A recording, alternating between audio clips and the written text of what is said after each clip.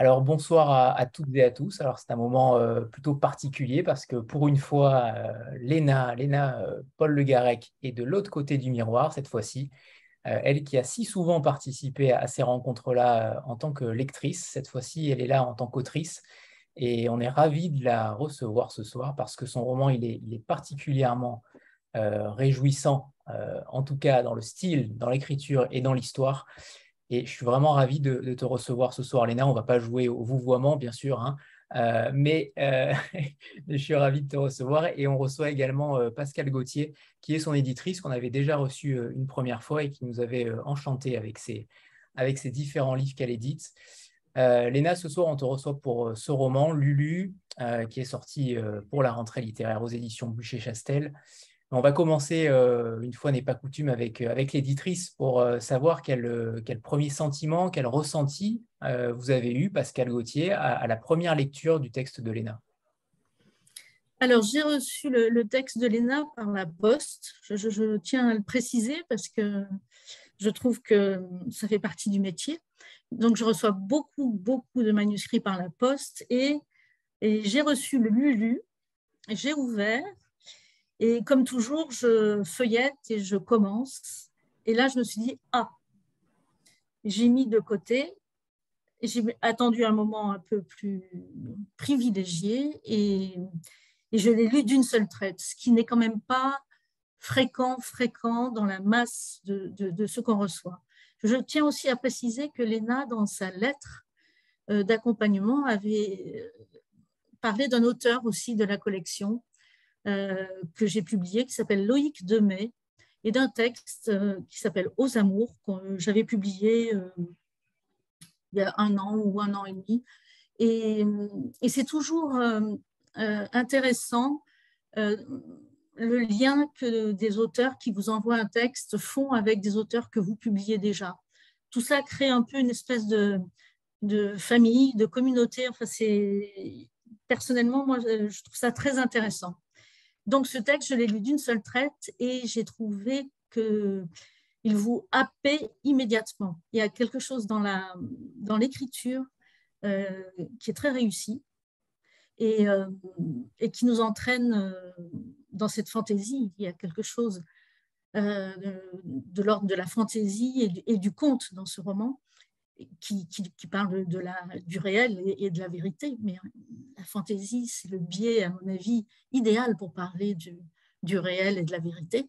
Et donc, voilà, moi, j'ai été tout de suite séduite, en fait. Voilà. Alors justement, Léna, tu écris dans Lulu, ce dont on se souvient, c'est de la première intensité, de la première fois où submerge les mois. Est-ce que tu as ressenti la même émotion en publiant ce premier roman?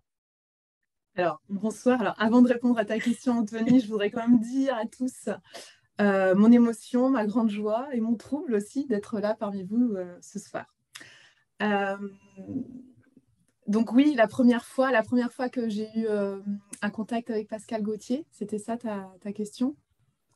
Alors oui, et puis surtout, l'histoire, entre guillemets, du premier roman, on sait que tu as été très ému aussi quand le livre est sorti, quand voilà, ça a été une déflagration aussi pour toi. Donc, est-ce que tu peux Oui. nous raconter aussi ces émotions-là qui t'ont traversé pour ce premier roman? Ouais, ce sont des émotions très, très fortes, hein, surtout quand on écrit sans objectif d'être publié. Lorsque je me suis mise à écrire, je n'avais absolument pas cette idée-là, cette envie-là. Et finalement, lorsque ça chemine et lorsque ça surgit, la joie est très, très forte, très grande, surtout à ce moment de rentrée littéraire, voilà, qui est un vrai, un vrai tsunami, qui est un moment très, très fort et très particulier. Donc oui, c'est extrêmement exaltant, réjouissant. Euh, et j'essaye vraiment de capter, de capturer toutes ces nuances de joie là que je peux recevoir des lecteurs. Alors, et justement, ta rencontre avec Pascal, les échanges que vous avez eus, comment vous avez travaillé ensemble par rapport à ce texte-là, qui, je ne sais pas s'il était court aussi au moment initial de l'écriture ou pas. Est-ce que vous avez taillé? Est-ce que vous avez poli aussi le roman? comment vous avez travaillé ensemble? Je Pascal, commence. c'est peut-être oui. Alors, les deux visions écrivain et Oui. autrice sont peut-être différentes aussi parfois, ça arrive. Alors, j'aimerais bien avoir les deux réponses, en effet. Non, mais là aussi, c'est un texte qui était quasi abouti. On a, moi, ce que j'appelle, on a fait un toilettage, j'appelle ça avec Léna, c'est-à-dire qu'on a, on a un petit peu poli certaines phrases, répétitions, etc. Mais la structure, la construction, tout était au point dans ce que j'ai reçu. Alors après, je ne sais pas comment Léna, de son côté, est arrivée à cet état du texte, mais la réception, pour moi, c'était quelque chose de quasi nickel. Donc, effectivement, avec Pascal, on a travaillé voilà, sur des points de détail. Et après, avec la correctrice, on a travaillé sur certains lexiques. J'ai d'ailleurs trouvé ce travail passionnant, en fait, de discussion, de va-et-vient sur est-ce que je conserve un mot, est-ce que je le change, parce qu'il y a quelques tournures, notamment fautives, auxquelles je tenais dans le texte. Dès le début, hein, dès la première phrase, hein, c'est la lointaine Atlantique, alors que ça devrait être le lointain Atlantique. Ah oui, on a des discussions voilà.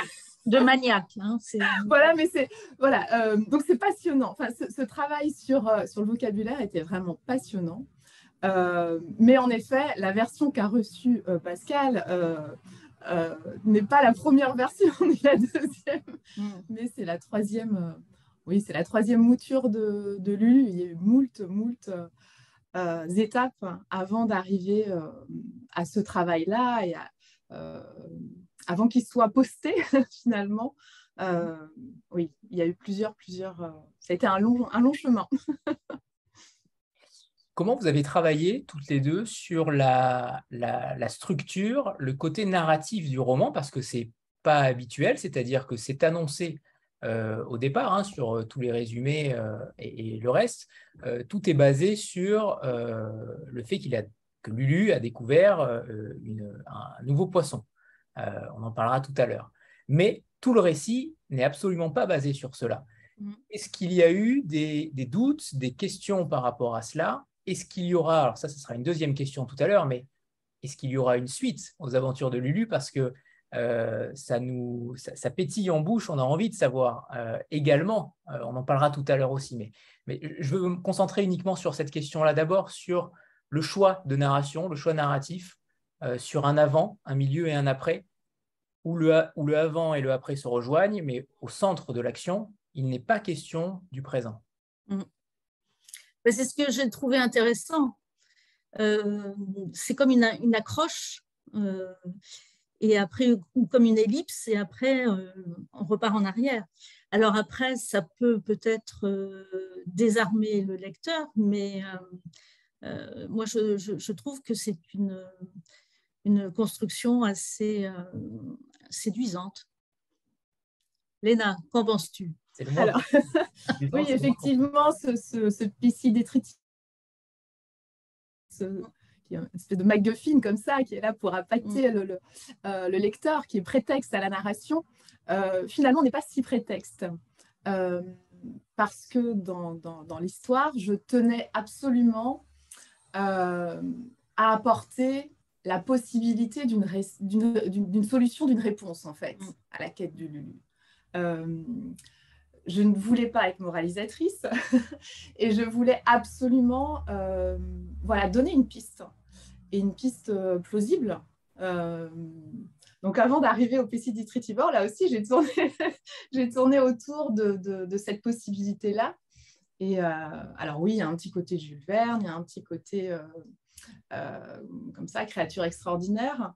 Mais je voulais d'emblée finalement évacuer cette solution. Parce que l'essentiel n'est pas là. L'essentiel est dans le chemin, l'essentiel est dans le parcours en fait de ce petit Lucien. Alors justement, alors je ne sais pas si je le prononce bien, ce Piscis Detritivore, c'est bien ça. On ne connaît rien. Je me suis renseigné sur le Piscis Austrinus, qui est une constellation de l'hémisphère sud. Mais évidemment, tu as inventé cette espèce animale. Comment tu as décidé d'où est venue cette piste en réalité? Parce que c'est plutôt inédit. Est-ce que c'est une source écologique? Est-ce qu'il y a justement des tourments écologiques qui sont venus par rapport à ce phénomène-là de se nourrir des déchets de la mer? Comment t'es venue cette idée? Donc, comme je le disais précédemment, je voulais absolument apporter une solution à ce phénomène des déchets marins et notamment du plastique. Hein. On le sait, en 2050, il y aura plus de plastique que de poissons dans la mer. Donc, j'ai vraiment cherché, avec l'absence totale de connaissances scientifiques que j'ai, hein, j'ai cherché une solution qui pourrait être possible et voilà, je me suis rendu compte qu'il existait déjà des petits poissons qui pouvaient comme ça absorber certaines particules, qu'il existe déjà dans les aquariums hein, des poissons nettoyeurs. Et donc, de fil en aiguille, je me suis dit, mais pourquoi pas? Ça doit être possible. Ça doit. Évidemment, je n'en sais strictement rien. Néanmoins, si un scientifique veut s'emparer du piscine détritivore et le créer, voilà. Théoriquement, en tout cas, c'est plausible. Vous voyez, c'est plausible. Ok. Et justement, la star de ce roman, ça reste quand même évidemment Lulu, et non pas Luce, hein, qui a failli être son surnom. Il est collectionneur, il ne s'est jamais vu dans le miroir car sa mère est très protectrice, elle l'empêche du monde extérieur. C'est une mère célibataire, lui, il est plutôt esseulé, solitaire, et il aime cela.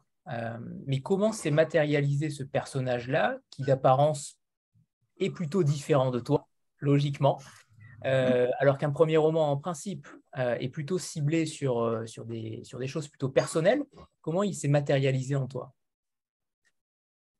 Alors, j'avais cette obsession de la fiction. Ça a été vraiment un radar. Il fallait absolument que ce personnage, je le construise de toutes pièces. Donc, je l'ai vraiment modelé progressivement. Et il s'est nourri d'une constellation finalement de singularité, alors que j'ai pu observer, hein, puisque dans la vraie vie, je suis prof. Et à partir de toutes les différences que j'ai pu constater chez mes élèves, j'ai essayé comme ça de créer un personnage qui, à mon sens, je pense ne pourrait pas exister dans la vraie vie, tant il est kaléidoscopique.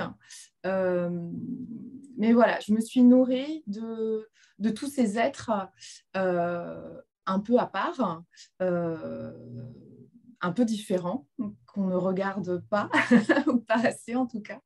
On regarde trop. Voilà. Donc, c'était vraiment, mais c'était une obsession, c'est-à-dire que de temps en temps, lorsque je voyais que, ah mais non, non, non, là, il ressemble trop à un tel ou un tel, hop, je dézoomais, j'enlevais un peu de glaise et puis je recommençais vraiment pour que ce personnage ne ressemble à aucun autre. Et je pense que c'est parce que j'ai vraiment mis beaucoup de temps à le modeler qu'il a fini par être aussi présent chez moi. Enfin, il avait une présence quasi fantomatique. Lulu, aujourd'hui, il fait partie, il vit avec moi. Hein. C'est quelque chose d'assez troublant.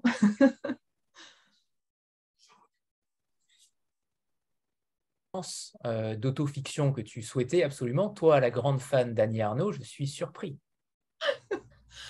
Alors, est-ce qu'on va sur le terrain de l'autofiction? Alors, j'ai un rapport assez particulier avec l'autofiction parce que on a 2 minutes là. Oui, dans mon parcours universitaire, lorsque j'étais à l'époque, on disait maîtrise, c'est master 1, je devais engager un mémoire sur Chauderlot-de-Laclos et les liaisons dangereuses. Alors que j'avais trouvé mon directeur de mémoire, que tout était amorcé, j'ai lu Serge Doubrovski, Le livre brisé. Ça a fait l'effet d'une bombe dans ma vie. Ce livre m'a complètement désarmée, déboussolée. J'ai complètement changé mes plans. J'ai décidé de travailler sur Serge Doubrovski de façon un peu monomaniaque, hein, master 1, master 2, puis jusqu'à entamer une thèse de doctorat sur lui. J'ai noué des liens assez particuliers, assez étroits avec Serge Doubrovski. Ce qui, pour la petite histoire, j'ouvre une parenthèse, Cécile Balavoine, lors de son livre, il y a 2 ans, Une fille de passage, elle parle justement des relations qu'entretenait Serge Doubrovski avec certaines étudiantes. Et elle cite notamment les lettres que moi-même j'ai reçues de lui. C'était assez troublant. On en parlera Oui. tout à l'heure. Oui. Serge a aussi une importance particulière dans le roman. Oui, c'est vrai. On se le garde en mémo. Donc, ces 6 ans de ma vie consacrés à l'autofiction ont été 6 années extrêmement difficiles, étouffantes, et j'en suis arrivée à une overdose d'autofiction. Je ne pouvais plus lire d'autofiction. Et après, je me suis jetée sur la fiction. Et il n'y avait que la fiction qui comptait. Et vraiment, c'était pour moi ce qui prévalait sur tout le reste. Néanmoins, peu à peu, je me suis réouverte, on va dire, à ce genre littéraire. Et parfois, il y a des auteurs comme ça qui arrivent effectivement à me toucher, précisément parce que ces auteurs tendent vers l'universel. Je pense à Lisa, cette fois-ci, non pas Cécile, mais Lisa Balavoine, il y a quelques mois. Je sais que ça avait fait polémique, mais son livre m'a bouleversée. Moi, quand je lis Lisa Balavoine, j'ai l'impression d'être elle, en fait, d'être vraiment immergée dans son livre. Néanmoins, effectivement, j'ai un rapport particulier avec ce genre. Et évidemment, même si on dit Fontaine, je n'écrirai jamais d'autofiction. Attention, c'est gravé dans le marbre. Voilà, c'est ça. J'ai bien entendu. Voilà. Et est-ce que vous auriez accepté d'ailleurs, Pascal, si le livre avait été autofictionnel, est-ce que ça aurait eu le même impact sur vous? Ou au contraire, à partir du moment où vous avez reçu le manuscrit, vous ne saviez pas si l'enfance de Lulu était peut-être celle de Léna aussi? Moi, je fais pas. J'essaye d'avoir un regard le plus frais possible devant tous les textes. C'est la langue qui est le vrai critère pour moi dans la première lecture. Pour des raisons différentes, moi, l'autofiction de Léna, c'est pas vraiment ma tasse de thé non plus. D'ailleurs, ça doit se sentir dans le catalogue de la collection. Mais je n'ai pas d'a priori, parce que je pense qu'il y a des livres d'autofiction qui sont des œuvres littéraires extraordinaires. Vous voyez, donc avant tout, c'est être saisi par une voix. En tout cas, c'est comme ça que je travaille. Le déclic de Lulu, ça va être justement la découverte d'un livre, un livre de coquillage illustré, un peu comme nous en réalité. Et, alors on part sur quelque chose d'autre, mais sur le côté collection, on collectionne tous beaucoup de livres, on est tous envahis de livres. Il y a quand même une part de toi dans ce Lulu, peut-être pas forcément volontaire, mais en tout cas, il y a beaucoup de choses qui te ressemblent, ou en tout cas de ce qu'on connaît de toi, bien sûr. Tu es plutôt discrète, et on parlera de cette discrétion aussi tout à l'heure, mais il y a quand même beaucoup de toi en Lulu, et peut-être beaucoup de chacun d'entre nous. En tout cas, moi, j'y ai vu beaucoup de moi, et notamment dans ces parties endiablées de foot chez lui, à mimer les commentateurs sportifs. Ça, c'était moi. Mais pour le coup, est-ce qu'il y a vraiment une part de toi chez ce Lulu? Est-ce que tu l'as décelée? Est-ce qu'elle est inconsciente? Est-ce qu'au contraire... Alors, la part de moi, c'est l'amour de la mer, l'amour de l'océan, qui était le point de départ. Hein. Le point d'ancrage du livre, c'était vraiment ça. Je voulais vraiment dire à l'océan à quel point il comptait pour moi, à quel point il m'avait formée, à quel point il avait vraiment forgé mon caractère. C'était l'étape de base. Est-ce qu'en Lulu, il y a quelque chose de moi? Peut-être, ce serait de l'ordre de l'inconscient. En revanche, là où où je te rejoins sur la collection. Il y a en effet quelque part une allégorie du primo-romancier, à savoir, oui, d'abord, je collectionne, à savoir, j'ai énormément de livres parce que les livres font partie de ma vie depuis Longtemps. bon, longtemps. Et puis voilà, ce petit Lulu, effectivement, il va amasser comme ça ce qu'il trouve sur la plage, il va collecter, un petit peu comme un primo-romancier va collecter des informations à travers ses lectures. Et puis à un moment, une fois qu'il aura comme ça accumulé toutes ces informations, ben, il va prendre du recul. C'est ce que va faire Lulu, il va se poser à un moment et il va se dire, ben voilà, il faut que j'admire, il faut que maintenant je prenne le temps, peut-être d'écouter les mots, de peut-être les regarder. Et c'est à partir du moment où Lulu se pose, un peu, je pense, comme lorsqu'on écrit, il y a un moment, il faut se poser sur chacun de ces mots, chacune de ces phrases. Et de la même manière que la bouteille à la mer, c'est effectivement l'enveloppe que j'ai adressée à Pascal. Donc oui, en fil conducteur, il y a en effet cette allégorie du primo-romancier derrière Lulu. En tous les cas, j'aime beaucoup l'idée que tu as développée comme quoi on écrit avec tous ceux qui ont écrit avant nous. Et je crois que c'est très important d'avoir conscience déjà d'avoir sa bibliothèque personnelle, ses admirations, ses oublis. Et puis, c'est tout ça qui un jour permet justement ce recul et cette possibilité de se lancer dans l'océan littéraire. Lu aussi en disant qu'on n'est jamais les premiers dans tout ce qu'on entreprend. C'est aussi ça, et c'est modeste de ta part de dire que tu t'es servi aussi, en tant que primo-romancier, des autres auteurs pour te forger aussi ta propre singularité. Par rapport on n'a pas dit tout à l'heure, mais Lulu ramasse des coquillages, mais également des déchets. Et j'emploie volontairement ce mot parce que ce mot va avoir une importance capitale pour lui et une connotation terrible sur son destin. Mais est-ce que toi aussi, tu as eu un déclic en tant qu'écrivain ou en tant que lectrice du même acabit par rapport à ce livre qui a déclenché chez lui ce syndrome de Diogène, hein, on peut le dire ainsi aussi. Est-ce qu'il y a eu pour toi, est-ce que c'est Serge Loubrowski ou est-ce qu'il y a eu d'autres éléments qui t'ont permis de véritablement écrire, même sans vouloir être édité, mais de lancer réellement?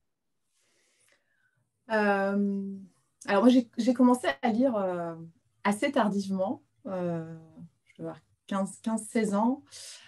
J'ai commencé par Françoise Sagan, Daphné du Maurier, Colette.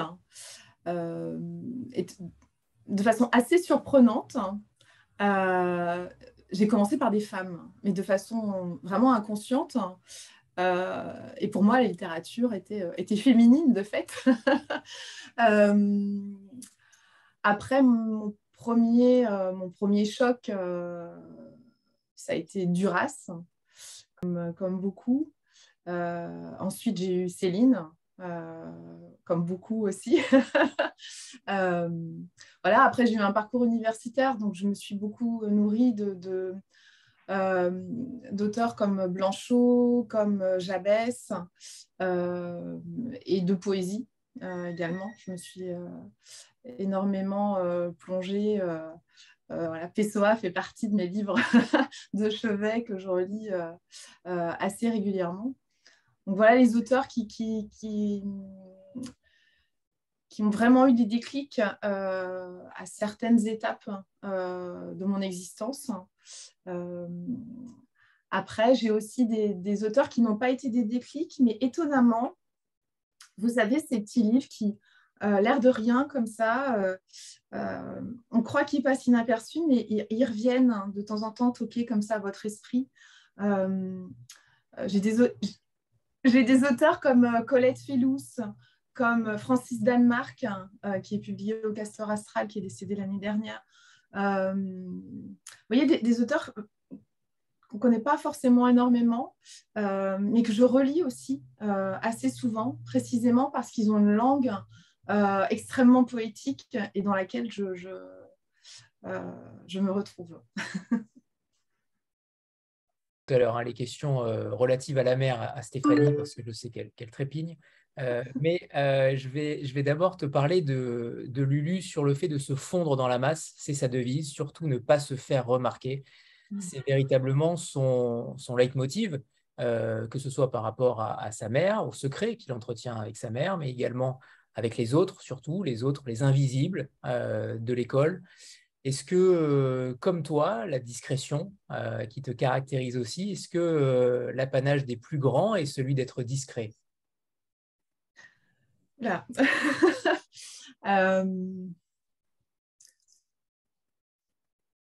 Alors, la discrétion, pour moi, effectivement, est une qualité. Après, je comprends qu'elle puisse être un défaut chez certains, hein, mais je crois aussi que Lulu, comme beaucoup d'enfants, lorsqu'ils arrivent à l'école, ils ont envie d'être comme les autres. Ils ont envie d'être comme tout le monde. Pour preuve, il n'aime pas son prénom parce qu'il est atypique. Donc, il aimerait bien, lui aussi, peut-être se fondre dans cette masse d'invisibles et s'en rend bien compte qu'il ne peut pas, du fait de son prénom, du fait de cette veste que sa maman l'affuble. Nécessairement, physiquement, il est atypique, déjà. Mais il aimerait être comme tout le monde. Mais il ne le sait pas. Il ne sait pas qu'il est atypique physiquement jusqu'à voir dans le miroir. Exactement, jusqu'à cet épisode du miroir, où là, il se rend compte aussi de son physique et il a peur d'être d'ailleurs laid, comme le chanteur auquel se réfère son prénom. Il a peur de ça, en fait. Même si sa mère trouve que Gainsbourg est un homme extrêmement beau, lui, au contraire, il le trouve laid. Et il y a un jeu comme ça sur la beauté, la laideur. Tu parlais tout à l'heure des déchets plastiques qu'il ramassait. Lui, initialement, il les trouve beaux, en fait, ces déchets. C'est pour ça qu'il les collecte. Pour lui, les déchets, ils sont aussi beaux que les coquillages et les plumes et le bois flotté. Il relativise l'esthétisme et la beauté des choses. Voilà, vraiment, ça m'intéressait de questionner ça. Qu'est-ce qui est beau, qu'est-ce qui est laid? On voit bien qu'en fonction du regard, en fonction de l'éclairage, on va tous avoir un œil différent sur l'esthétisme.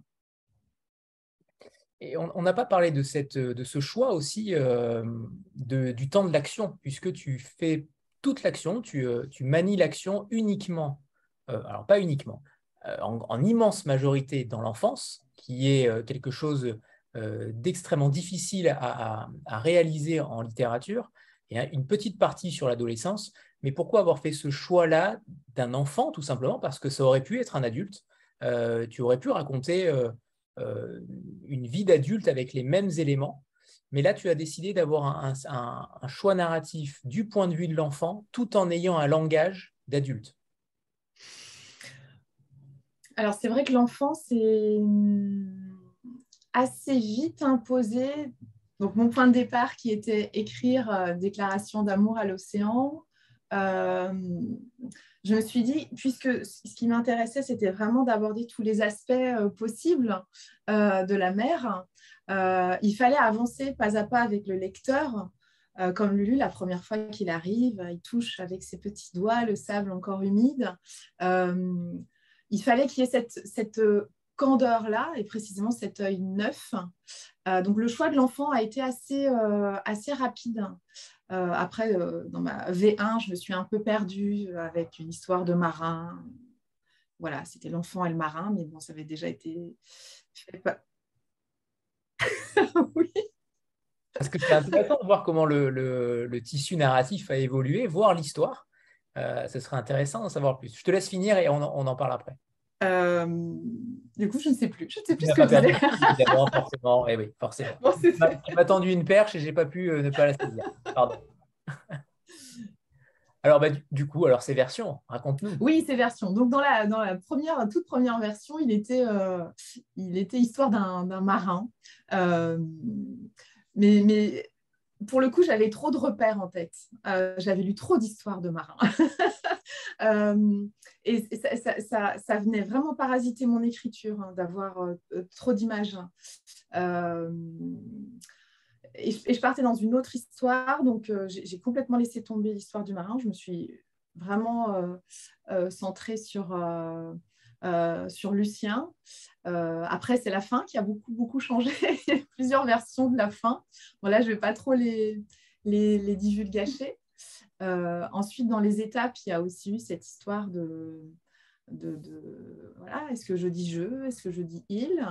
Cette histoire de personne a été assez difficile. Puis cette histoire de est-ce que je parle au passé ou au présent. Et d'ailleurs, pour la petite histoire, ce qui doit être là, je ne sais pas, Charles Roux. C'est grâce à Charles Roux que l'histoire est dû passer au présent. C'est lui qui m'a suggéré de le raconter au présent, et ce qui, je trouve, a donné quand même un souffle et un dynamisme à ce livre. Enfin, ça a beaucoup changé. Et voilà, je ne veux pas trop divulgacher la fin, mais la fin a changé 3-4 fois. Moi. Bien. Voilà. Est-ce que je peux te demander de remonter un peu la caméra parce qu'on ne te voit pas Pardon. Voilà, super, presque. Voilà, c'est bon, parfait, merci. Stéphanie, c'est à toi. Oui, bonsoir à tous. Bonsoir Léna. Bonsoir. Moi aussi, je suis très émue de te voir de ce côté-là. Enfin, je trouve ça génial et j'ai adoré Lulu. J'adore les récits de la mer, donc je ne pouvais pas laisser passer l'occasion de te lire quoi qu'il arrive. Enfin, quel est le personnage principal de ton roman? Est-ce que c'est vraiment Lulu? Est-ce que c'est la mer? Est-ce que c'est les deux? Est-ce que tu envisages d'écrire un autre roman qui prendrait bien sûr comme cadre la mer? Voilà, quelle relation tu as avec la mer pour avoir besoin, envie de la placer dans tes récits? Voilà, cette importance-là de l'océan, de la mer. Alors effectivement, selon moi, le personnage principal, c'est réellement la mer, c'est réellement l'océan. Il faut savoir qu'avant ce texte-là, il y a eu un premier manuscrit qui était un premier test pour moi, pour savoir si j'étais capable d'écrire un livre, en fait, d'aller de bout en bout dans une histoire qui avait également comme cadre la mer. Ce n'était pas le personnage principal, mais c'était assez présent. Et effectivement, lorsque j'écris, en tête, j'ai nécessairement un paysage marin. Aujourd'hui, mais ça changera peut-être. Aujourd'hui, je ne m'imagine pas écrire avec un autre décor. Alors, la Lulu, c'est vraiment omniprésent et ça le sera moins dans les prochains.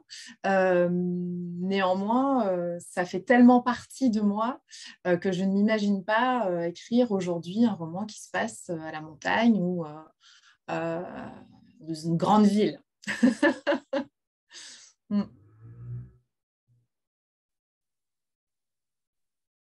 Bonsoir Léna, je suis très heureuse de te voir ce soir de l'autre côté de la barrière.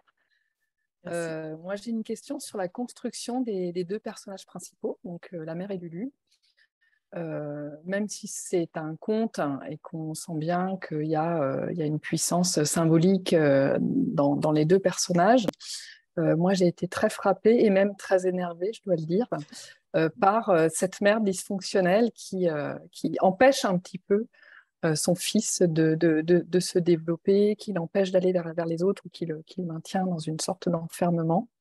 Et je voulais savoir, d'abord pour cette mère, et puis ensuite pour Lulu, si dans la construction de tes personnages, tu étais partie de situations pathologiques, enfin répertoriées, connues, et que tu avais construit, que tu avais posé comme ça des mots sur les dysfonctionnements de ces deux personnages.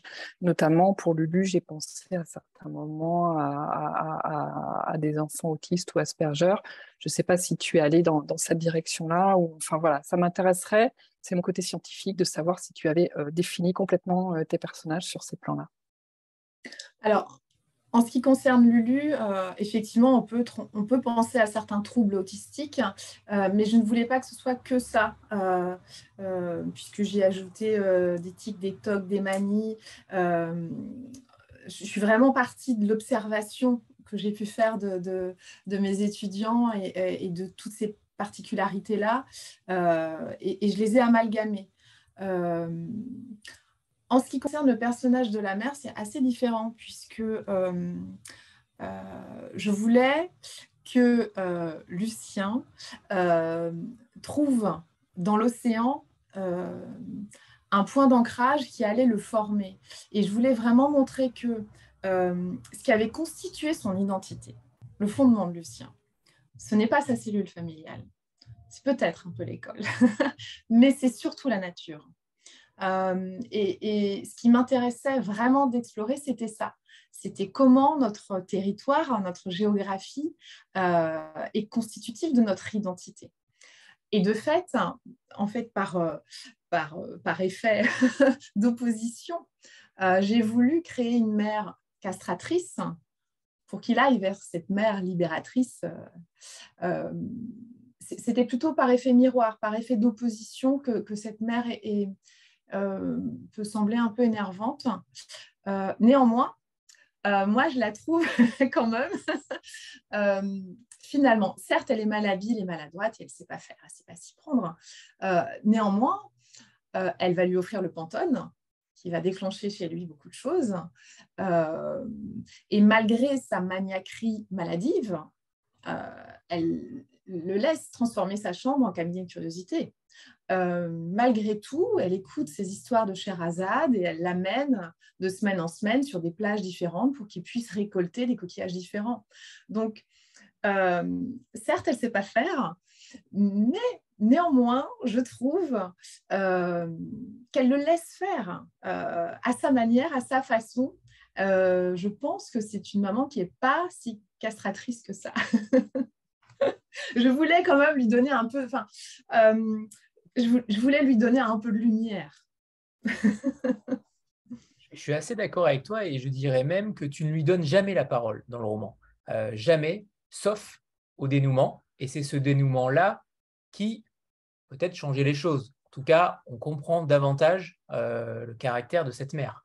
C'est aussi ça, cette mère, en effet, je suis entièrement d'accord avec Agnès aussi. Au départ, au demeurant, elle est plutôt peu agréable, elle couve beaucoup son enfant, elle couve énormément son enfant, mais on saura aussi pourquoi à la fin. Je pense que c'est aussi ça, cette dichotomie entre les départs et la fin de l'action. Oui, et puis on comprend pourquoi il est aussi singulier. Il est aussi singulier à cause de cette maman, c'est-à-dire outre les troubles qu'il pourrait avoir de façon peut-être innée, c'est aussi à cause d'elle. Mais elle n'est pas finalement à blâmer parce que elle a ses raisons, elle a ses excuses d'être comme elle est finalement.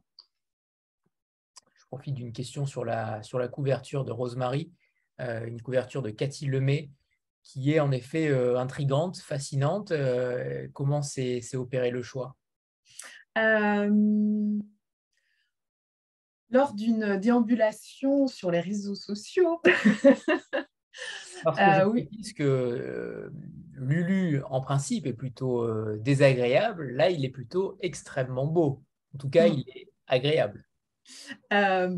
Donc un jour, je suis tombée sur Cathy Lemay, qui est une illustratrice. J'adorais son univers, j'aimais beaucoup ce qu'elle faisait, donc j'ai commencé à la suivre sur Pinterest. Et alors que Lulu était écrit, était dans l'enveloppe craft, je tombe sur cette illustration. Et là aussi, c'était une obsession chez moi. Je ne voulais pas décrire physiquement Lucien. On sait qu'il est frêle, on sait qu'il n'est pas très beau, mais il est quand même pas décrit. Toujours est-il que lorsque je suis tombée sur cette illustration, j'ai eu un espèce de choc. Je me suis dit, mais c'est lui, mais c'est lui.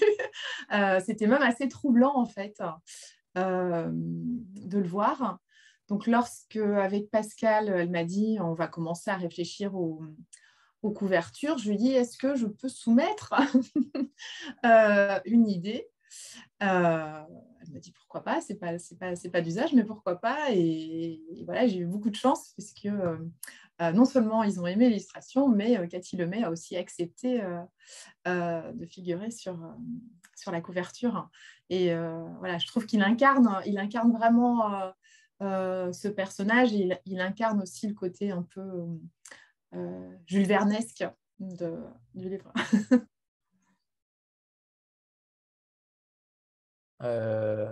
En fonction de ton roman. Ah oui, mais c'est vraiment troublant. Hein. J'ai réellement eu un choc quand je l'ai vu. Je me suis dit, c'est lui, c'est Lulu.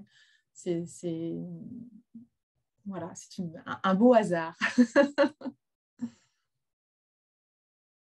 Alors, celui, il annote, ça j'ai trouvé ça fascinant, il annote dans son carnet les couleurs de la mer, les nuances de la mer. Ça, c'est plutôt à chaque fois très original et intelligent parce qu'en effet, on découvre des couleurs aussi, on découvre des nuances de mer. Est-ce que c'est quelque chose qui aurait pu t'arriver en tant qu'enfant? Est-ce que tu étais aussi fasciné par ces différentes couleurs, par ces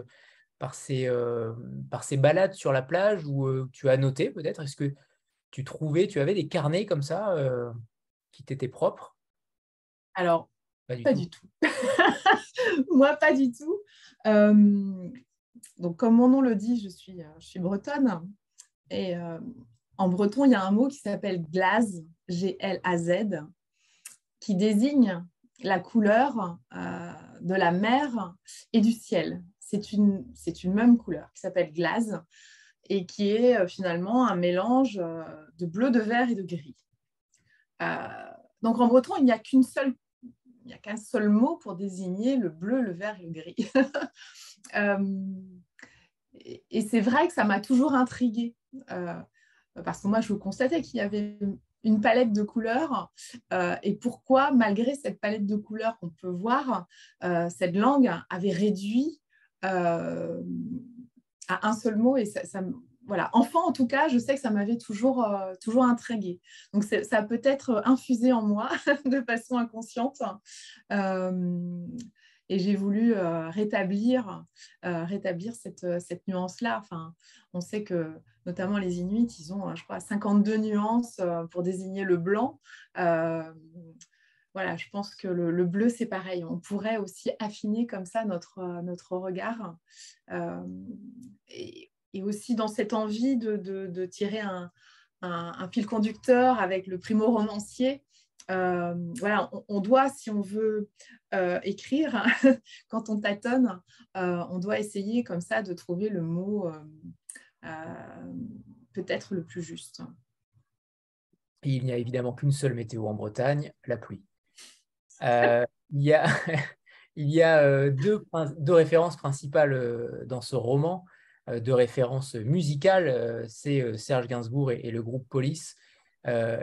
On sent en fait dans ton roman qu'il y a beaucoup d'autofiction en réalité, on le pense en tout cas, tu le fais ressentir parce que c'est très bien écrit et c'est surtout très incarné, on a l'impression que c'est autofictionnel alors que tu y as répondu pas du tout. Donc, ces deux références-là, est-ce qu'elles ont quelque chose en commun avec toi? Ces deux occurrences qui sont quand même particulières à notre époque, deux occurrences qui peuvent être quasiment oubliées, le groupe Police notamment, je pense que plus personne ne s'en souvient, ou très peu. Mais pour le coup, comment se sont-elles arrivées? Est-ce qu'il y a eu aussi des déclics là-dedans? Alors, Police, honnêtement, c'est juste pour le clin d'œil de la bouteille à la mer, de Message in the Bottle. Voilà, ça m'est venu comme ça, en fait. En revanche, Serge Gainsbourg, j'ai une vraie histoire avec lui. J'ai un vrai attachement à Serge Gainsbourg. Il fait partie de ceux que je lisais étant ado. J'avais son bouquin Dernière nouvelle des étoiles et je lisais ses textes, mais comme si c'était de la poésie. Enfin, c'est tellement beau. Pour moi, c'était du Éluard, c'était du Neruda, c'était du René Char. Serge Gainsbourg a vraiment écrit des textes absolument fabuleux. Et je comprends que l'homme est subversif et je comprends qu'aujourd'hui... parce qu'il renvoyait en tout cas l'image de quelqu'un qui fumait trop, buvait trop et aimait trop les femmes, qui soit malheureusement un peu tombé en effet dans l'oubli avec les nouvelles générations. Et j'espère que qui sera à nouveau relu. Voilà. Pour moi, Serge Gainsbourg, c'est vraiment un immense artiste et c'est un grand auteur, c'est un très grand auteur. Il y a beaucoup d'auteurs de chansons en fait, qui m'ont accompagnée dans l'écriture du livre. Voilà, Barbara a vraiment fait partie de ceux que j'écoutais avant de me mettre à écrire. Serge Reggiani aussi. Enfin, toutes ces générations-là, je les ai beaucoup écoutées avant d'écrire. Beaucoup de Serge, mais oui, c'est vrai. Oui, c'est troublant. Ouais, je te l'accorde. C'est vrai, il y a quelque chose avec Serge.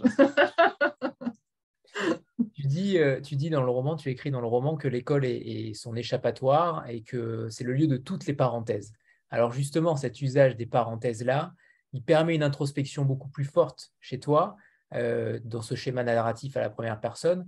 Et Lulu se pose beaucoup de questions aussi. Il y a beaucoup de questions qu'il se pose à lui-même. Est-ce que tu peux nous expliquer ta manière de procéder? Est-ce que c'est une marotte chez toi quand tu écris, d'avoir ces deux styles-là, les parenthèses et le système interrogatif?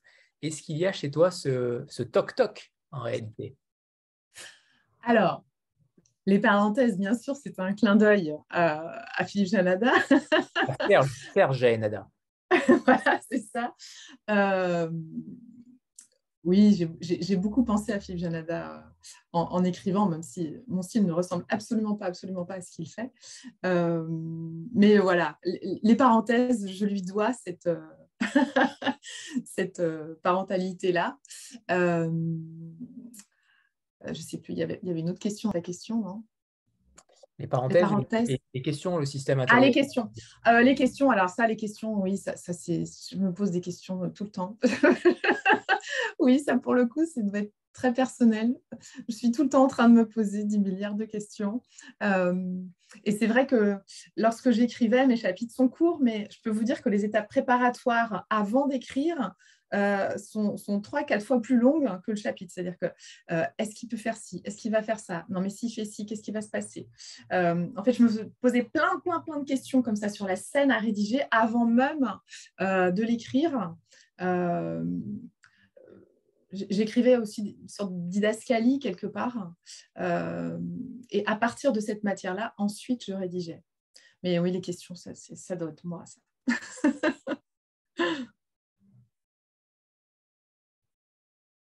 Ce mode narratif où tu prends le lecteur par la main.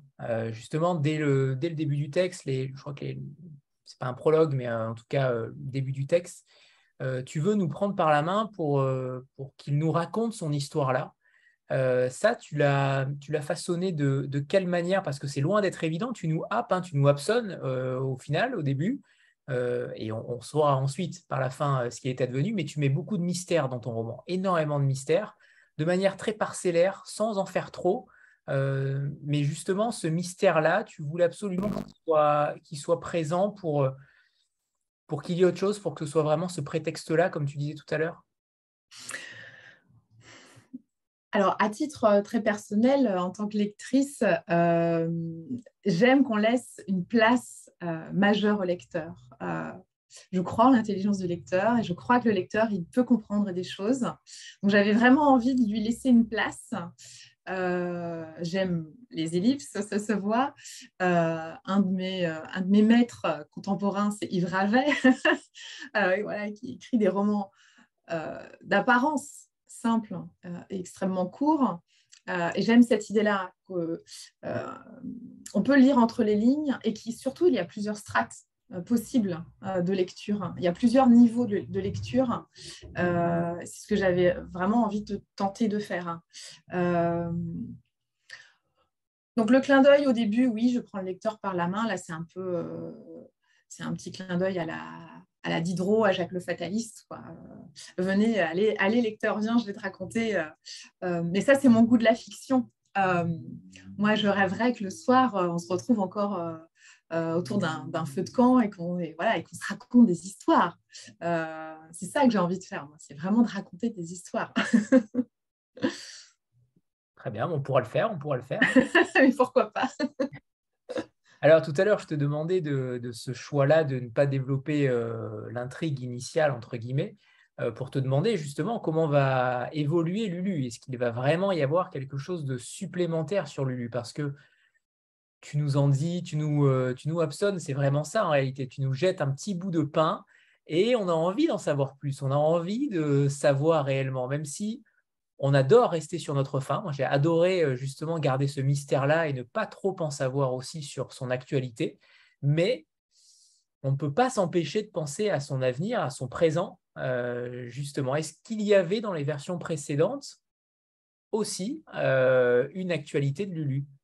Est-ce que tu nous expliquais cela aussi? Est-ce que tu l'as écrit et qu'elle n'a pas été retenue au final, mais est-ce que tu l'as écrit? Alors, non, même dans les versions précédentes, ce qui changeait dans les versions précédentes, c'était sa quête de filiation, pour pas trop en dire. Mais non, il n'y aura pas de suite. Il n'y aura pas de suite à Lulu, même si je l'aime très fort. Non, il y aura d'autres histoires et d'autres personnages. Non, voilà, c'était l'histoire d'une enfance, hein, l'histoire de ce qui nous façonne, de ce qui nous forme. Et c'est ce que vraiment je voulais montrer. Donc non, il n'y aura pas de Lulu à l'âge adulte. Je voulais rester sur cela parce que je pense que tu as fait le bon choix, en effet, de ne pas trop en dire. C'est plutôt subtil et c'est plutôt rare puisqu'on a l'habitude de lire des livres qui nous racontent des histoires totales et complètes sans ne rien laisser au hasard. Et j'ai trouvé ça intelligent de justement d'en garder un petit peu sous le pied, même si on ne verra jamais le jour, mais ça nous intrigue forcément beaucoup plus. Oui, tu voulais réagir? Non. Ben oui, parce que j'aime bien moi cette idée-là que le lecteur comble les pièces manquantes du puzzle avec son propre imaginaire à lui. Comme ce qui m'intéresse, c'est vraiment la fiction. Je pense que chaque lecteur va se faire son petit bout de roman à lui dans son esprit. Et, je trouve ça chouette. Je trouve que parfois, certains romans en disent trop. Voilà. Cette idée justement de... Alors, on ne peut pas trop en dire, mais il y a quand même, on peut dire qu'il y a un enregistrement à la fin, un enregistrement d'une cassette qui sera déterminant sur le passé. Mais cette idée-là, que j'ai trouvée aussi subtile, bien amenée, on ne s'y attend pas forcément quand on arrive entre guillemets à la dernière page du récit. Ça, c'est une idée que tu voulais développer. Est-ce que c'était peut-être le point de départ de ton intrigue ou au contraire, le point de départ restait la mer et rien que la mer? Ouais, le point de départ restait la mer, rien que la mer. Alors, comment j'en suis arrivée à cette histoire d'enregistrement? C'était un peu on va dire, par jeu. J'avais envie d'explorer un autre mode narratif, en fait. J'avais envie d'explorer un autre mode narratif, de tenter autre chose. Deux, puisque j'avais fait quand même de cette mère un personnage silencieux, il fallait lui donner une place, mais différente, autrement. Donc, il fallait trouver un autre truchement, d'où l'idée des enregistrements, effectivement, des cassettes. Ouais. Du titre de Lulu, parce qu'en effet, alors, il doit forcément avoir une anecdote là-dessus, sinon il n'aurait pas posé la question, je le connais. Donc, il va falloir que tu nous donnes l'explication de ce choix de titre, évidemment. Oui, alors, donc, il y a eu moult titres. Le fichier de travail, c'était... Je crois qu'au début, c'était juste l'enfant. Donc, à un moment, il y a eu l'enfant et le marin. Bon, on a laissé tomber ça. Et après, j'avais trouvé un titre que j'aimais beaucoup, auquel j'étais assez attachée. Je peux vous le dire, on est entre nous. C'était « Nous nous en irons avant la mer ». Je trouvais ça très poétique. Nous en irons avant la mer. Mais non, Charles-Roux n'a pas aimé ce titre, qui avait des sonorités un peu à la Catherine Pancol. Et c'est vrai que je me souviens donc d'une discussion où il m'a dit, de toute façon, ne te prends pas la tête, c'est l'éditeur qui choisit le titre.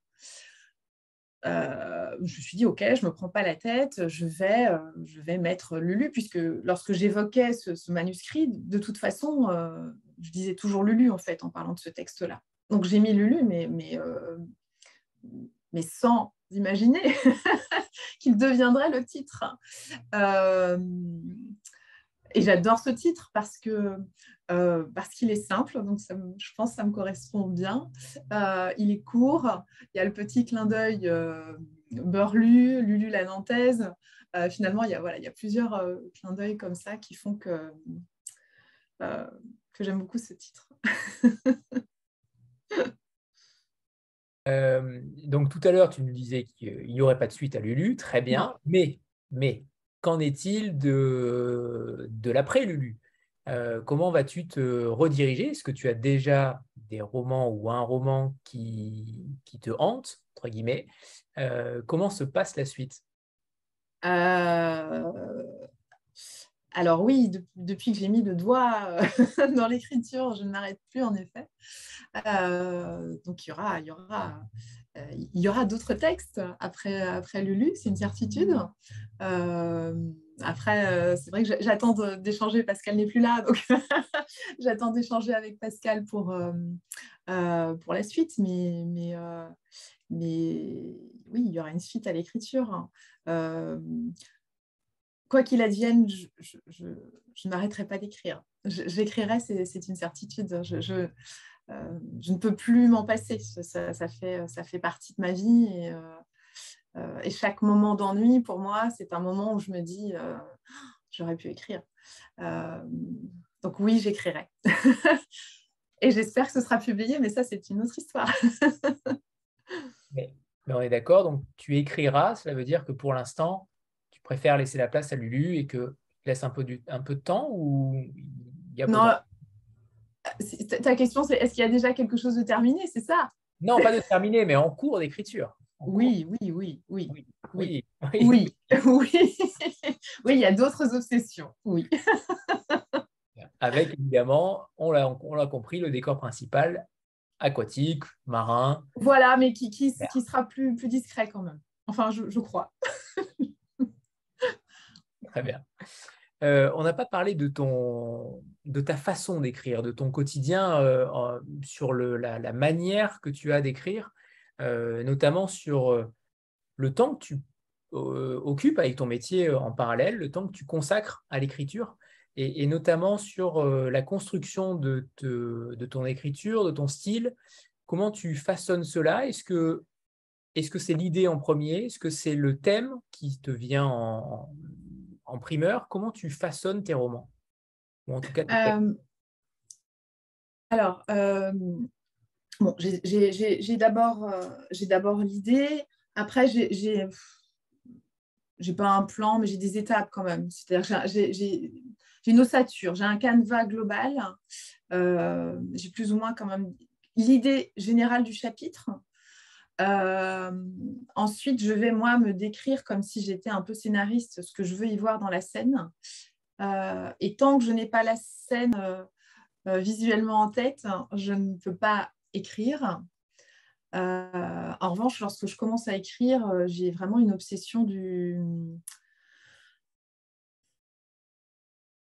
la musicalité et d'un rythme assez poétique. Je ne cherche pas. C'est marrant parce que j'écoutais la nouvelle émission de Cécile Coulon, La Source, sur France Inter, dont la première invitée était Marie-Hélène Lafont, et elle expliquait son obsession du mot juste. Et moi, je l'ai constaté à plusieurs reprises. J'ai préféré parfois utiliser un terme qui n'était pas le terme correct au profit du sens. C'est-à-dire que pour moi, le son fait sens. donc j'ai plutôt, lorsque j'écris, une démarche plutôt poétique. D'ailleurs, avant de me mettre à écrire, je rédige toujours une espèce de petit haïku. Je fais un peu de poésie et après, j'écris. Mais j'ai ce petit sas-là, poétique avant d'écrire. Et d'ailleurs, petite parenthèse, ces poèmes existent. Les poèmes de Lulu existent, hein, puisque en fait, à chaque chapitre, j'ai un petit poème avant d'écrire. Donc peut-être il faudrait un jour que je cherche un éditeur qui accepterait de publier les poèmes de Lulu. Je referme ma parenthèse. Alors, lorsque j'écris, je reviens toujours au début du texte. En fait, je n'arrive pas à écrire une phrase si je n'ai pas relu le début. Donc, il y a une espèce de flux et de reflux, et je relis à chaque fois de façon assez obsessionnelle depuis le début du texte. Donc, j'écris l'été. En fait, le gros du texte est écrit pendant l'été, là où j'ai du temps. Et après, toutes les 6 semaines, je reviens sur le texte et je le repolis comme ça toutes les 6 semaines. Et c'est bien parce que finalement, ces 6 semaines-là permettent ce recul nécessaire à de voir tous les défauts, tout ce qui ne va pas et tout ce qui peut écorcher un peu l'oreille, en fait. Hein. Lorsqu'on lit, on se rend tout de suite compte de ce qui sonne faux. Je ne savais pas, pour ces haïkus, justement, c'est plutôt inédit. J'avais encore jamais entendu un écrivain préparer de la sorte un texte avec des haïkus, mais justement, ces petits poèmes, est-ce qu'ils sont basés sur des thèmes en particulier de ton chapitre? Est-ce qu'ils sont à la base de tout et tu égrènes le haïku par rapport à ça, ou au contraire, c'est un haïku uniquement sur un mot, sur une thématique, une sensation, une émotion? Non, finalement, ils sont un peu les condensés du chapitre que je vais écrire. Ouais, c'est un peu la quintessence du chapitre qui va être développé après. Et d'ailleurs, autre parenthèse, je vais proposer aux villeurs là, qui sont là, qui nous écoutent, un petit jeu. Si vous avez envie de m'écrire un haïku, d'accord, ou un court poème sur le thème de la mer, vous me l'adressez en MP. Donc, c'est réservé aux villeurs. Vous m'adressez un petit haïku ou un court poème, donc 4-5 lignes maximum sur le thème de la mer. Et on va dire, on est quoi, le 11 aujourd'hui? On dit jusqu'au 22 septembre. Et le 22 septembre, je choisirai celui que je préfère. Et puis, je vous offre un petit Lulu. D'accord. Même si vous l'avez déjà, vous pouvez jouer parce que vous pourrez offrir vous-même ce petit Lulu à quelqu'un d'autre. Parfait. Voilà, je referme ma parenthèse. En effet, on le remettra sur Instagram pour ceux qui n'ont pas encore écouté. Exactement. Pour ceux qui vont l'entendre en replay. Exactement. Qui devra être mis rapidement pour le coup. Tout à fait, tout à fait. Stéphanie.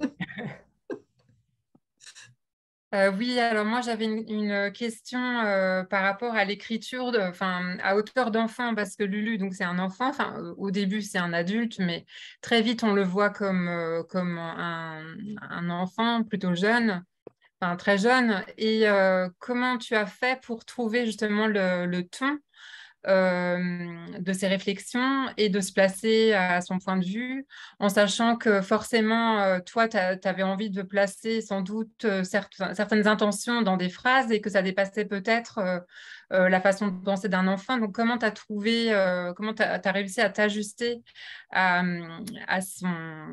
ton personnage? Alors, effectivement, c'était un travail un peu d'équilibriste parce que malgré tout, je voulais qu'il y ait une réflexion relativement intéressante. Alors, le fait que Lulu soit à part et un peu surdouée à sa façon arrangeait effectivement les choses. Mais alors, étonnamment, ça a fonctionné au moment où j'ai trouvé sa voix. C'est-à-dire qu'il fallait Lulu n'avait pas de physique, hein, il n'avait pas de représentation physique, mais je voulais qu'il ait une voix. Et un jour, j'ai eu un déclic. Alors, vous allez rire. Vous allez rire. Ça a été la voix de Sarah Giraudot, et qui a une voix comme ça, très fluette, très enfantine. Et lorsque j'écrivais, Lulu avait sa voix à elle. D'ailleurs, j'adorerais qu'un jour elle lise un extrait. Ce serait dingue. Si elle pouvait lire un extrait de Lulu, ce serait fou pour moi. Bref. Bonsoir Sarah. Voilà, donc à partir du moment où j'ai trouvé sa voix, étonnamment, c'est venu beaucoup plus facilement. Mais j'ai beaucoup tâtonné, beaucoup réécrit, beaucoup barré. Dommage, je suis très bon imitateur. Dommage, j'aurais pu le faire, mais je ne vais pas me ridiculiser ce soir. Oui, par rapport au titre, justement, tu disais tout à l'heure que il fallait que ce soit court, simple, mais tu l'incarnes totalement, ce Lulu. Et tu disais aussi en amont, tu disais que le thème principal, c'était la mer. Est-ce que justement, tu n'es pas en train de nous embobiner un petit peu sur cette question de personnage principal secondaire quand même? Parce qu'à mon sens, c'est un roman c'est un roman qui est quand même beaucoup centré sur la paternité. Mais je comprends que le thème principal pour toi ait été la mère, mais je suis surpris que le terme de paternité ne revienne pas forcément souvent dans tes mots. En effet, ce sont les lecteurs qui me le disent. Mais ce n'était absolument pas un sujet pour moi. Non, la paternité n'était pas un sujet. Je sens que ça l'est, de fait. En revanche, ce que j'avais envie d'explorer là, de façon très consciente, c'était l'absence de recherche. Comment, finalement, lorsqu'on ne connaît pas ses origines, on peut choisir délibérément de ne pas entreprendre une quête effrénée comme ça des origines et se bâtir sur ces silences, ces absences et ces non-dits. Et ça m'intéressait. Parce qu'autour de moi, j'ai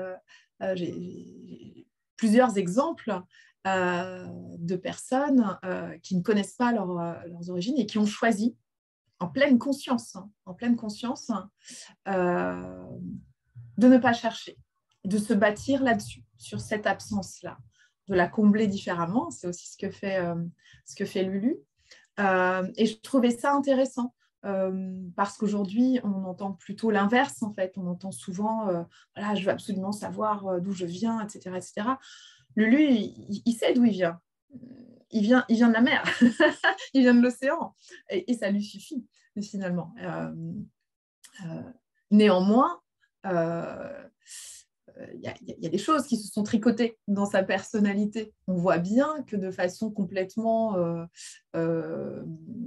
inconsciente, il a peut-être des traits de caractère dans sa personnalité qui font écho à son père. Très bien, ouais, ok.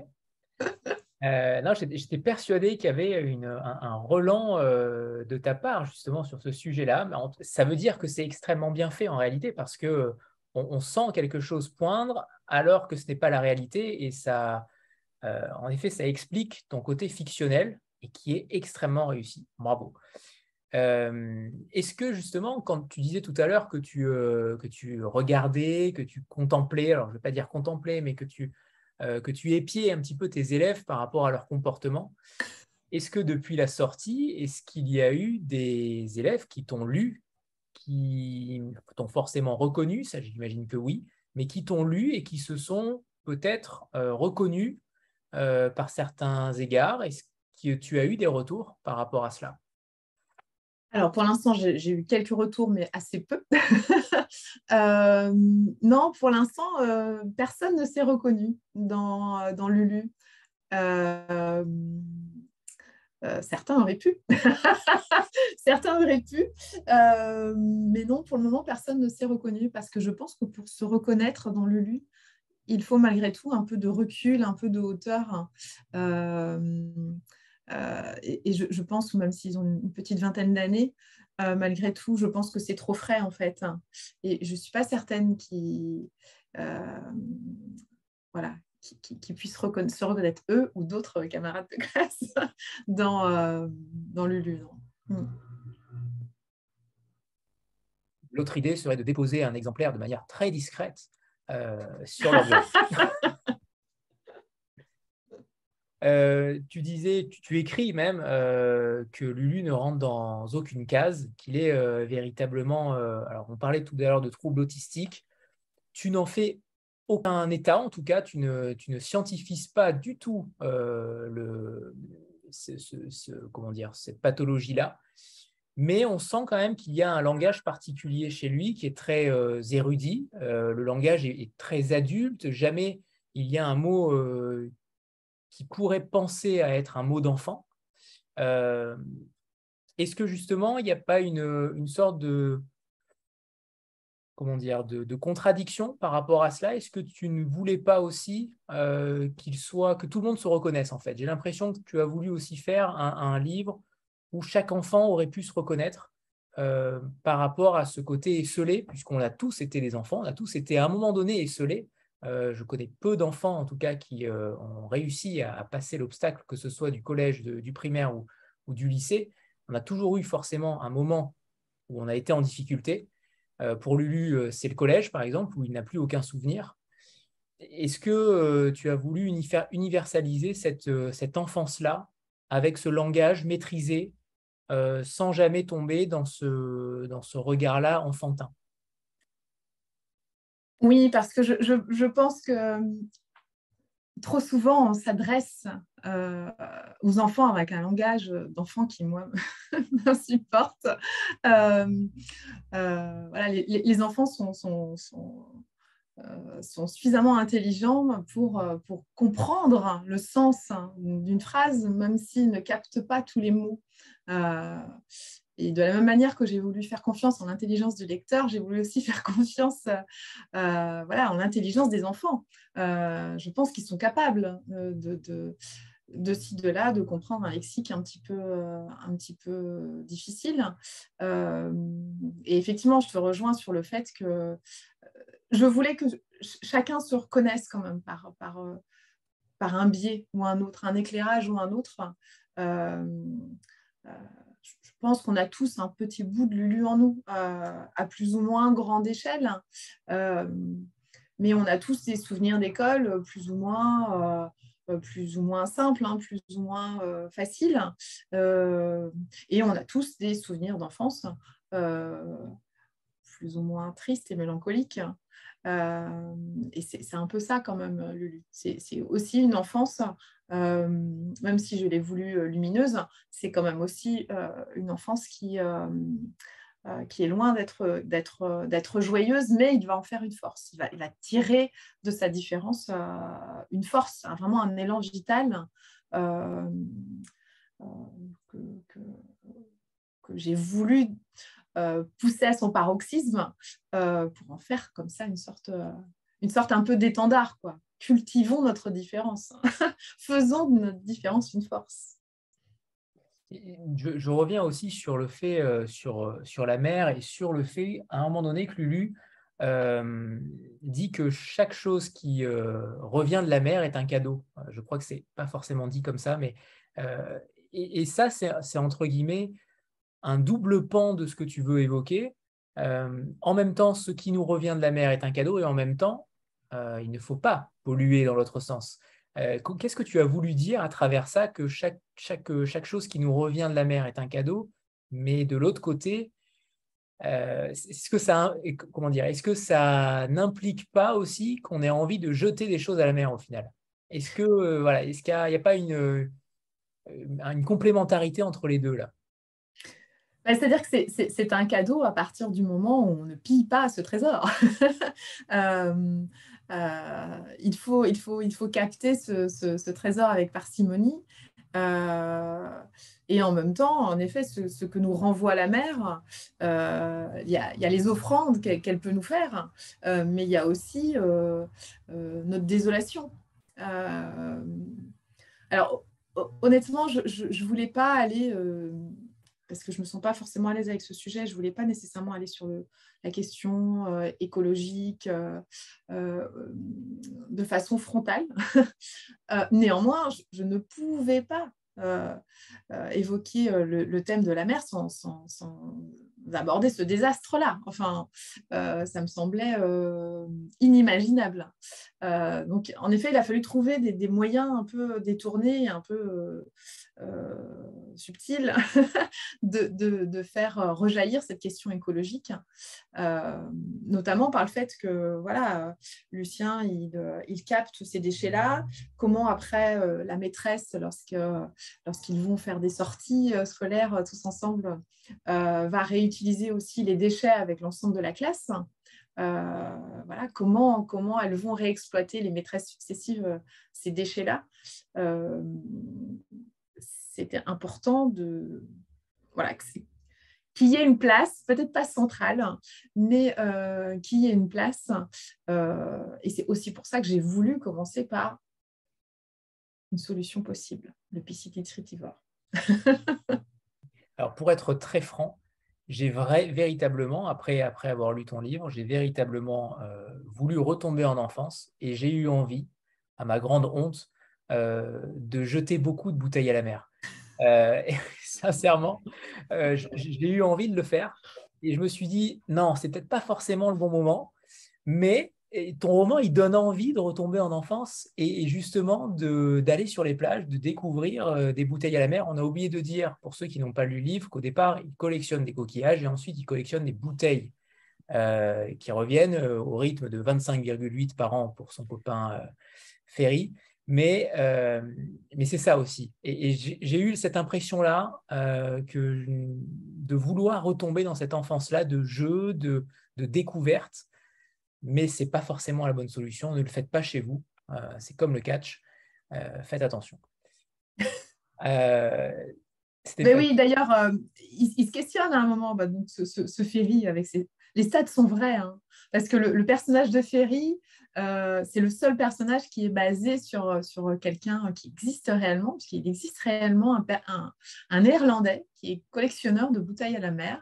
Et cet homme a réellement, la première fois qu'il s'est promené de façon totalement fortuite sur la plage, a réellement trouvé 3 bouteilles à la mer. Ça, c'est une histoire vraie. Mais à un moment, il se pose la question. Il dit de toute façon, les bouteilles, après, elles ne sont plus en verre, elles sont en plastique, donc ce n'est pas possible.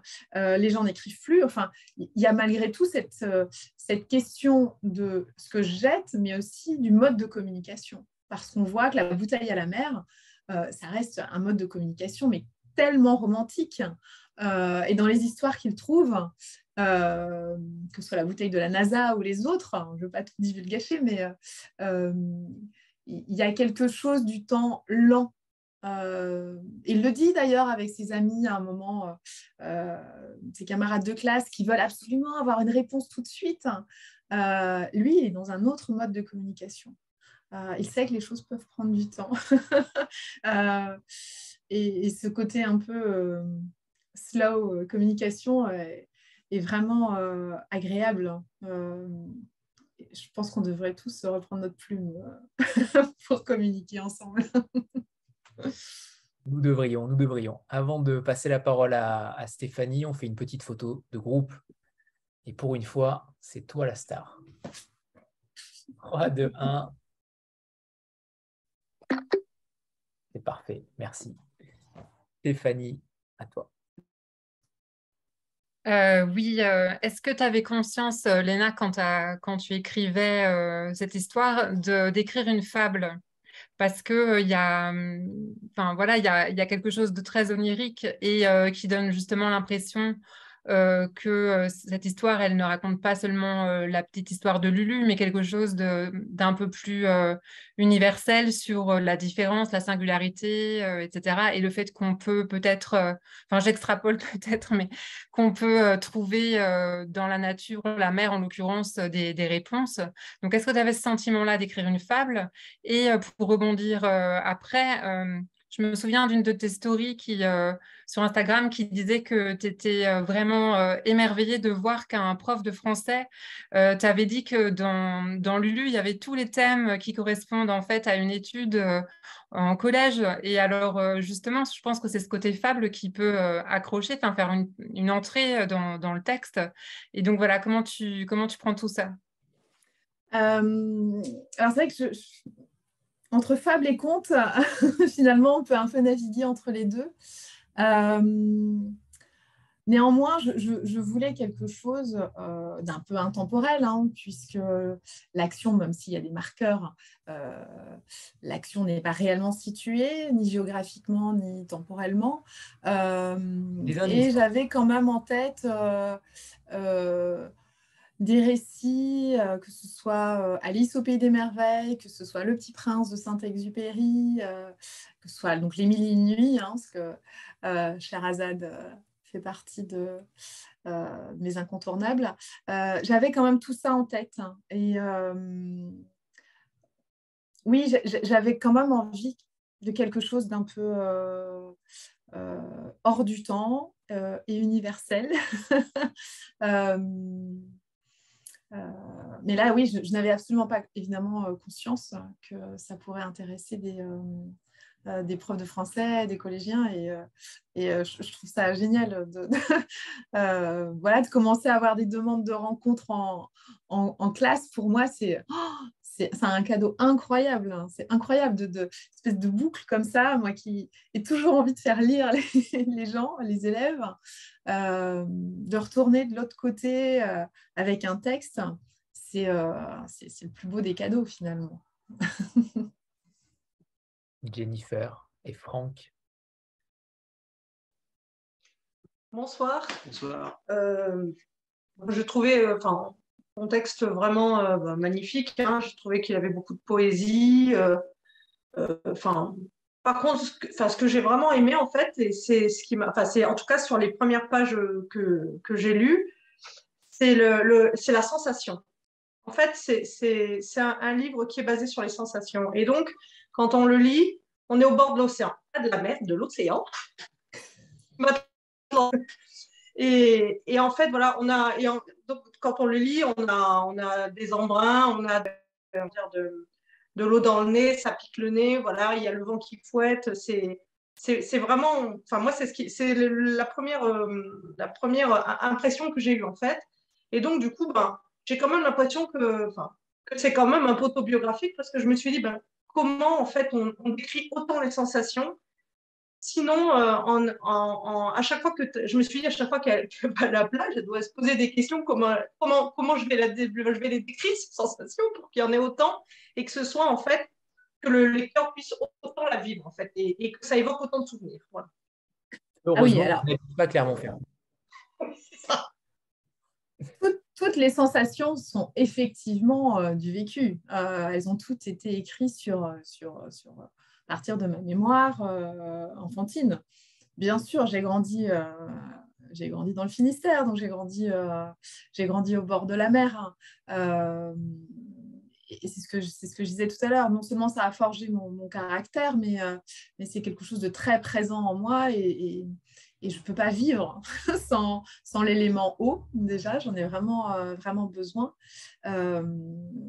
Mais oui, toutes les odeurs, toutes les couleurs, tout ce qui traverse le corps de Lulu, effectivement, tout ça, c'est du vécu. Tout ça, c'est du vécu. Juste en fait, du coup, c'est marrant parce que quand on parle, tu fermes les yeux. Ah oui, mais oui. Tu es en train d'expliquer la sensation et en fait, tu fermes les yeux pour t'en souvenir. Je trouve ça génial. Non, c'est ça, c'est l'introspection. C'est ça. On lit en toi, Léna, on lit en toi. S'il n'y a plus de questions, on va terminer évidemment par un extrait, comme toujours, que tu nous as préparé de Lulu. Petite lecture. C'est à toi, lecture, exactement. Lecture. Et non pas dictée. Hein. Non.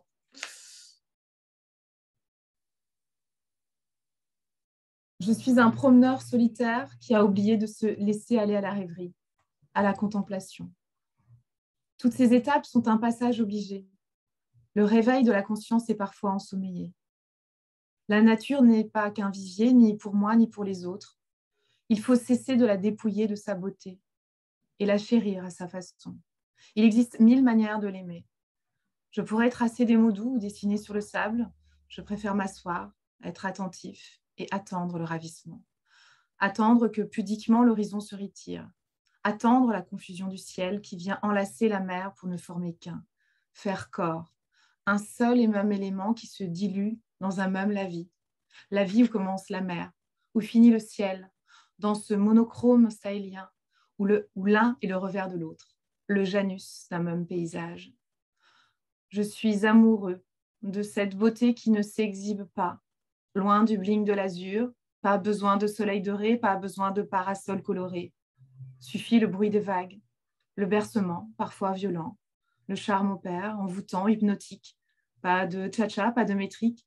C'est un tango, sans règles, intense. C'est une beauté brune, brute, imprévisible, qui ne simule pas, jamais. C'est une grâce tranchante. Je suis amoureux de la mer. Je suis déconnecté des gens, pas du vivant. Déconnecté des êtres, connecté au monde. Très beau choix de passage. Bravo. Bravo. Léna, merci déjà. Merci infiniment à vous tous. Vraiment, je suis ravie de commencer ces rencontres avec les lecteurs par un ville. C'est un très, très beau cadeau. Merci Anthony, merci à vous tous. Avec un immense plaisir et on souhaite vraiment le meilleur, non seulement pour ta carrière de primo-romancière, tu n'es déjà plus une primo-romancière d'ailleurs, et pour Lulu parce que véritablement c'est un ouvrage qui est différent, qui est singulier et maîtrisé pendant tout le roman. Et ça, c'est plutôt rare. Il n'y a aucun temps mort, il y a véritablement aucune faiblesse dans chaque chapitre. Et ça, c'est plutôt rare. Ça n'a jamais été aussi dense. Bravo, tout simplement parce que tu mérites que Lulu figure parmi les meilleures ventes à venir. Je l'espère. J'espère véritablement qu'il va avoir un beau succès. Et ça, outre le fait qu'on t'apprécie énormément, c'est ta qualité de plume qu'on loue tous, puisqu'on a tous été unanimes sur ton roman. Donc merci d'avoir accepté cette invitation et on te souhaite le meilleur vraiment pour la suite. Merci infiniment, merci beaucoup. Au revoir. Au revoir. Au revoir Léna, merci. Et le replay sera disponible dès ce soir. Avant le 22. Avant le 22, c'est promis. Au revoir tout le monde.